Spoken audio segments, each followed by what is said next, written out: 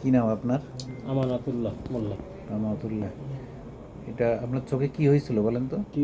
Tumour থেকে cancer হয়েছিল। কত বছর বয়সে তখন? 2 বছর বয়স। আর এখন বয়স কত? এখন আপনার 45-46। 45-46 হবে না? তা তখন অপারেশন হয়েছিল কোন হাসপাতালে? ঢাকা ক্যান্সার হাসপাতালে হয়েছিল।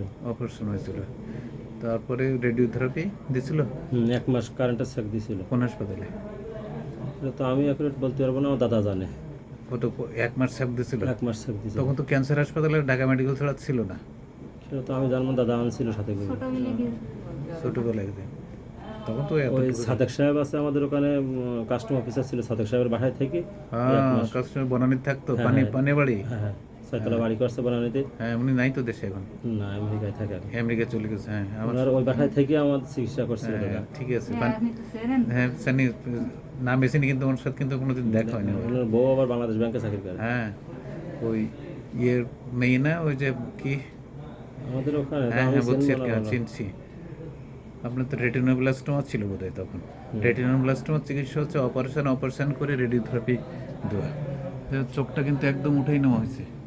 মন নষ্টই গেছিল। হ্যাঁ, তা আমরা তো কিন্তু রেটিনোব্লাস্টোমার রোগী, আমরা কিন্তু হারিয়ে যায় রোগীগুলো। চিকিৎসা পরে ভালো হলে কিনা আমরা জানতে পারি না, কেউ আর খবর রাখে না।